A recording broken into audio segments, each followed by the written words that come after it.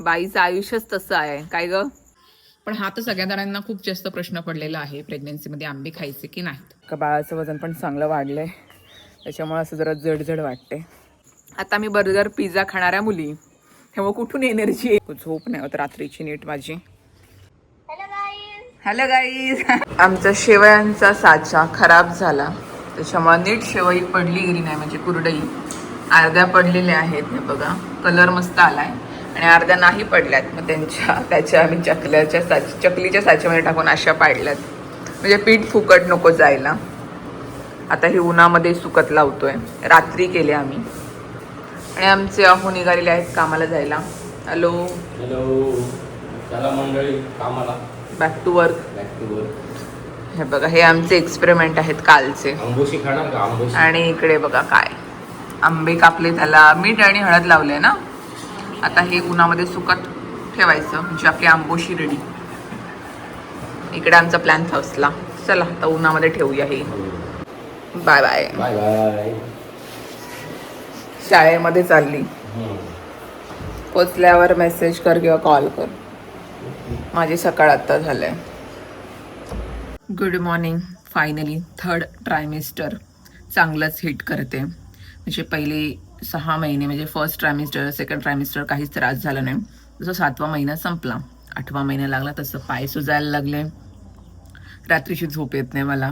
नुसतं वॉशरूमला जायला लागतं 4-5 वेळा. त्याच्यामुळे माझी झोपच उडाली. आणि मग 6 वाजले की मग मला झोप लागते. आणि मग 6 वाजले की मग ह्याची तयारी असते.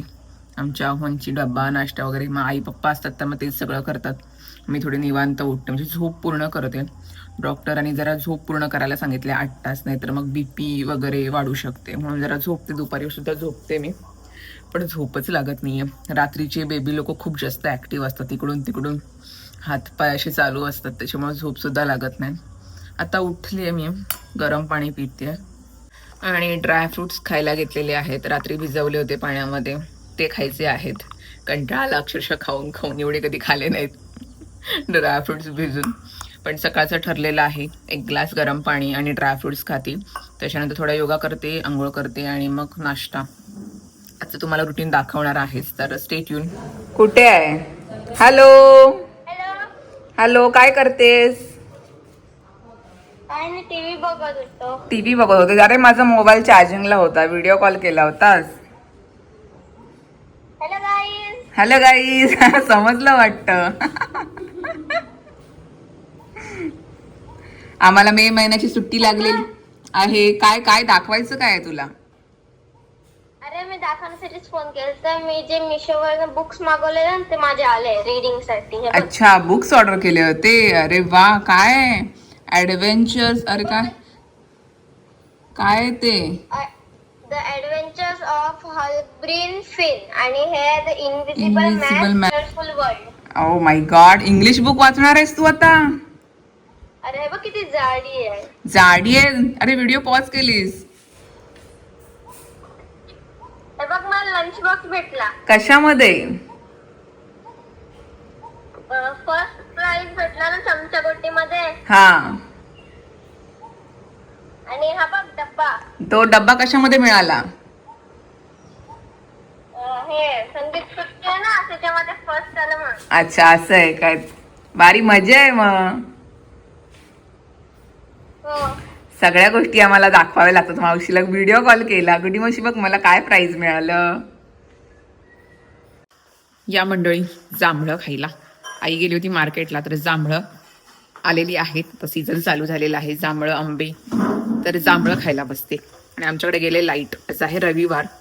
रविवारी लाईटीची कामं घेतलीत. म्हणजे आमच्याकडे मे महिन्यामध्ये झाडं वगैरे तोडतात जी वायरीवर आलेली असतात ती.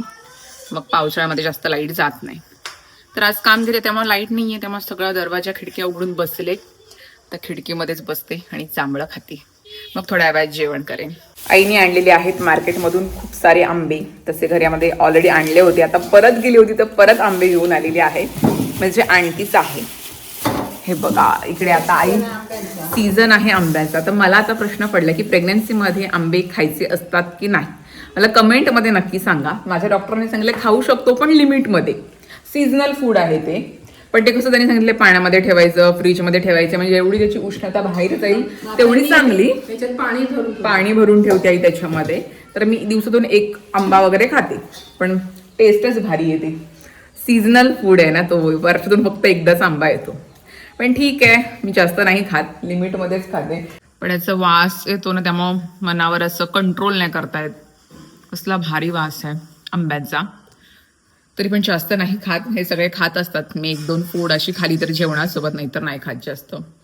हा, मला कमेंटमध्ये नक्की सांगा की खायचे असतात की नसतात. मी खाते पण जास्त नाही खात, लिमिटमध्येच खाते. 1 खात खाल्ला तर असो. पण हा तर सगळ्या जणांना खूप जास्त प्रश्न पडलेला आहे, प्रेग्नन्सीमध्ये आंबे खायचे की नाहीत. खूप जणांनी कमेंटमध्ये करतात मला की नाही खायचे म्हणून. पण तुम्हाला काय वाटतं, तुमचं मत मला कमेंटमध्ये नक्की सांगा. आता ठेवते या सगळ्या आंब्यांना पाण्यामध्ये आणि मग फ्रीजमध्ये. आणि हो, मी बोलते म्हणून आंबे खाऊ नका. मला आता 8वा महिना चालू आहे, म्हणजे 8वा महिना तर संपायला येईल, म्हणून माझ्या डॉक्टरांनी मला रेकमेंड केलं की खाऊ शकते. पण जर तुम्ही प्रेग्नंट असाल, पहिलं 1, 2, 3रा महिना वगैरे असेल, तर तुम्ही तुमच्या डॉक्टरांना कन्सल्ट करा, विचारा. त्याच्यानंतर तुम्ही खायला सुरू करा. 3 महिन्यामध्ये म्हणजे 1, 2, 3 महिन्यामध्ये बाळ खूप छोटं असतं. असं तुमच्या डॉक्टरांचा सल्ला घ्या, मगच तुम्ही आंबे खा.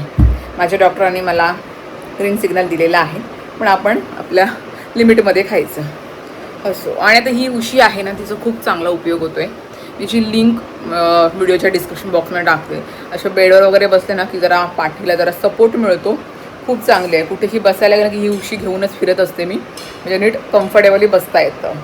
या मंडळीच्या वेळेला आज आहे सुकटीचं कालवण, अंड आहे आणि हे बोंबील आहेत, तेलावर थोडेसे परतवलेत, आणि गरम गरम भात. असं आहे माझं जेवण. ह्याच्यामध्ये आंबा पण टाकला आहे, वांग आहे, आणि काय आपलं कच्चं टोमॅटो आहे. गुड इव्हिनिंग मंडळी. संध्याकाळ झाली, मस्त एक झोप झालेली आहे माझी. 1 तास मस्त झोपले होते. आता उठले आणि वरती आले टेरेसवरती जरा चालायला. जिन्या चढून आले ना, दम लागला मला. हवा सुटल्या, मस्त आवाज येत असेल, पक्ष्यांचा पण आवाज येतोय. पाठून बघा ढगं येतात इकडून ना. हा जो डोंगर दिसतोय ना तुम्हाला, तिकडे त्या साईडला आहे केरळ, त्यामुळे तिकडून आपल्याला ढगं येतात पावसाची. त्याने मी तुम्हाला नेक्स्ट ब्लॉगमध्ये दाखवत जाईल कधी टेरेसवर. इथून अशी पावसाची ढगं येतात त्या डोंगराच्या अलीकडून अशी. तिकडे समुद्र आहे, तिकडून असे येतात. आता हळूहळू यायला लागलेली आहेत, सुरुवात झालेली आहे. टाईम यायचा आता, मे महिना जस्ट स्टार्ट झाला आहे. तो थोडा वेळ चालते. प्रीत निघाला ऑफिसमधून, थोडा वेळात तो पोचेलच घरी. आता जमतेम 15 ते 20 मिनटं चालायला होतं. पाय तर सुजलेलेच आहेत, जड जड वाटते सगळं चालायला. पण डॉक्टरने सांगितले 40 मिनटं रोज चालायचे. 40 मिनटं कुठे आणि 20 मिनटं कुठे.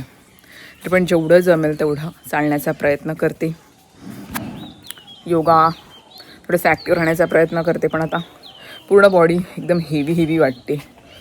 का बाळाचं वजन पण चांगलं वाढलं आहे, त्याच्यामुळे असं जरा जड वाटते.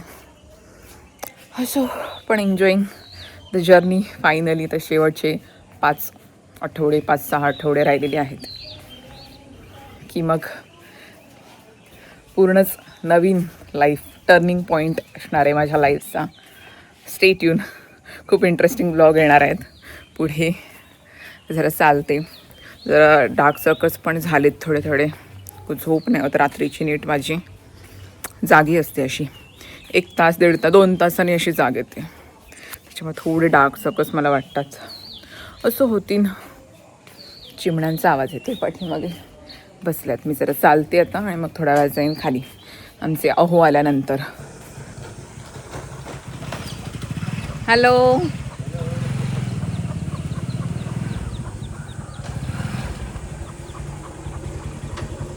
Welcome to home.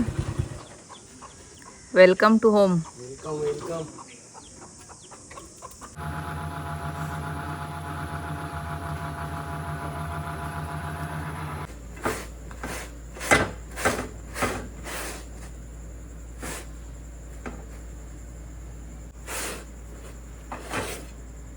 बाईचं आयुष्यच तसं आहे काय ग. आई मला गोष्टी सांगते तिच्या जुन्या सगळ्या. तर भाकरी करतोय मी, थोड्या लाटून दिल्या. आज आहे चिकन आणि भाकरीचा मेनू. लाटल्या अर्ध्याने, तर मी पाठीमागे बसले हवा येते का ओट्यावर गॅसची खूप जास्त अशी हीट लागते, तर अजून गरमा होतोय. पाठीमाग आपलं सगळं मोकळं आहे, तर बसले वाऱ्यावर जरा खूप जास्त गरमा होतोय. तर तेच आई सांगते, आधी आम्ही कसे दिवस काढले प्रेग्नंट असताना, कसं शेतावर जेवण घेऊन जायचो, पाणी आणायचो डोंगरावरून. मला आत्ताच्या मुली म्हणजे आम्ही असं करू, हंडा नाही उचलत आहे नाही, डॉक्टर सांगतो वजन उचलायचं नाही असं. आधी तर आईने डोंगरावरून म्हणजे माझी बहीण पोटामध्ये वगैरे असताना आईने जाम कामं केलेली. तर आता आठवते तिला, ती मला एक एक गोष्ट सांगते शेतावर वगैरे जायचं असं. म्हणजे तेच आधीची माणसं एवढी स्ट्रॉंग असायची. आता मी बर्गर पिझ्झा खाणाऱ्या मुली, तेव्हा कुठून एनर्जी येईल काय ग असो. तर तेच मी आईला बोलते, आधीची माणसं किती स्ट्रॉंग, घरातली सगळी कामं करायची, सगळं उरकून त्यांचं करायचं. आता आम्हाला जरासं काय होतं तरी पण मी काम जास्त काय करतच नाही, आई असते त्यामुळे आईच सगळं करत असते, जेवढं जमतं तेवढं करतं. हां, हवा येते मस्त, बरं वाटते जरा. थोड्या वेळामध्ये जेवू.